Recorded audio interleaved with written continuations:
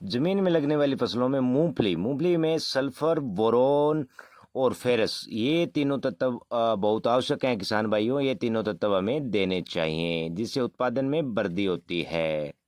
किसान भाइयों को जो दिक्कतें आती है मूंगफली की फसल में उसमें पीलापन, बढ़वार और जड़ गलन, काली होकर जड़ों का गल जाना, खत्म हो जाना, पौधा सूख जाता है।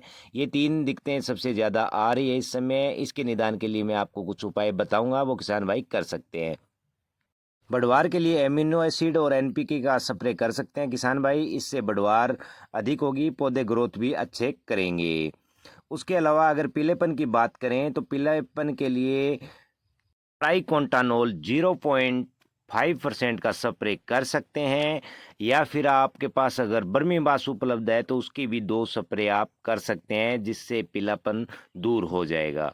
मूंगफली में ज़मीन के पास से जो काली होकर जड़ गलन शुरू हो जाता है, इसके लिए आप ट्राइकोडर्मा घर पर बनाकर प्रत्येक पानी में दे सकते हैं जिससे ज़मीन में जो फंगस मौजूद है वो ख़त्म हो जाएगी। जो किसान भाई घर पर ट्राइकोडर्मा नहीं बनाते वह बेलिडामाइसिन प्लस हेक्साकोनाजोल ज़मीन में दे सकते हैं जिससे इस समस्या का निदान हो जाएगा। किसान भाइयों, जड़ गलन की जो समस्या है वो इस समय ज़्यादा दिखाई दे रही है मूंगफली की फसल में। मूंगफली की फसल में उत्पादन ज़्यादा लेने के लिए वर्मी कंपोस्ट और ट्राइकोडर्मा देने से उत्पादन बढ़ता है और आप ये कर सकते हैं। वर्मी कंपोस्ट के बहुत ही बेहतरीन रिजल्ट मूंगफली के अंदर देखने को मिल रहे हैं और आप भी इसका उपयोग कर सकते हैं जिससे ज़मीन की उर्वरा शक्ति भी बढ़ जाती है। दूसरा किसान भाइयों, जो जड़ गलन की अपन बात कर रहे थे, उन पौधों को अगर आप उखाड़ के देखते हैं तो ज़मीन के पास से, बिल्कुल ज़मीन के पास से बिल्कुल जो रूट्स हैं पौधे की वो ब्लैक हो जाती है। इसमें हमारा नुकसान ये हो जाता है कि पौधों की संख्या कम हो जाती है और पौधे जल जाते हैं। इसके उपाय के लिए मैं किसान भाइयों को जो मैंने उपाय बताए हैं वो उपाय ज़रूर करें।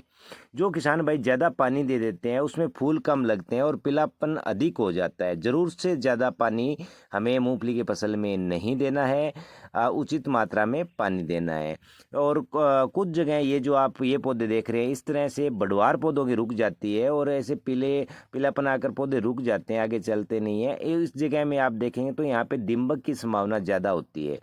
और अगर आप चेक कर लें कि इसमें कहीं दीमक तो नहीं है, दीमक की संभावना अगर ज़्यादा है तो आपको ऐसे में आप इमिडा बाज़ार से लेकर उसका उपयोग कर सकते हैं या फिर नीम का तेल इस्तेमाल कर सकते हैं। ये नीम के तेल के भी अच्छे रिजल्ट ऐसी स्थिति में हमको मिलते हैं। और आप पौधों को उखाड़ कर देखेंगे तो अगर दीमक नहीं है तो पौधे फिर सूख रहे हैं तो इस तरह से ये मैं आपको दिखा रहा हूँ, ये जड़ें यहाँ से ब्लैक हो जाती है और ये बिल्कुल ख़त्म हो जाती है और पौधा धीरे धीरे सूख जाता है। इसके लिए मैंने जो आपको उपाय बताया था उसके परिणाम बहुत बेहतरीन हैं और मैं एक बार फिर आपको बता देता हूँ कि आप घर पर ट्राइकोडर्मा बनाकर भी इस्तेमाल कर सकते हैं। आप बहुत ज़्यादा मात्रा में दे सकते हैं घर पर बनाकर।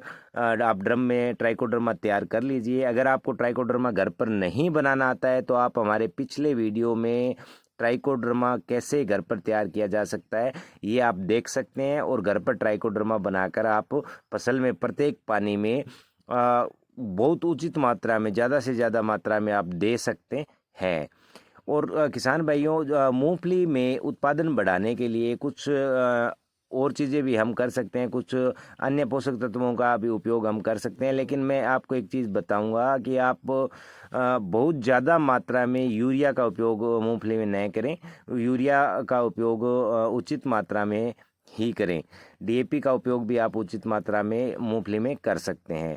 लेकिन जो मुख्य पोषक तत्व है और मूंगफली में जो देना चाहिए वो है सल्फर, फेरस और बोरोन। इससे हमारा उत्पादन भी बढ़ता है। और जो किसान भाई अभी वर्मी कंपोस्ट का उपयोग कर रहे हैं उनको बहुत बेहतरीन परिणाम मिल रहे हैं और जिससे ज़मीन में नमी भी बरकरार रहती है और ज़मीन ज़्यादा पकाव नहीं लेती है। किसान भाइयों, अगली ये वीडियो में मैं आपको पूरा मूंगफली के बिजाई से लेके निराई गुड़ाई और बढ़वार और पूरा पूरा फसल प्रबंधन जो है मूंगफली में उसके बारे में हम आपको बताएंगे और गुआर की फसल पर भी हम चर्चा करेंगे। तो सभी किसान भाइयों से मैं कहना चाहूँगा, जिन किसान भाइयों ने हमारे इस एग्रीकल्चर श्री भूमि चैनल को अभी तक सब्सक्राइब नहीं किया है वो सब्सक्राइब कर लें। और हमारे चैनल पर आपको बेहतरीन से बेहतरीन जानकारियाँ मिलती रहेगी और फसल प्रबंधन में आने वाले जो भी रोग हैं उनके बारे में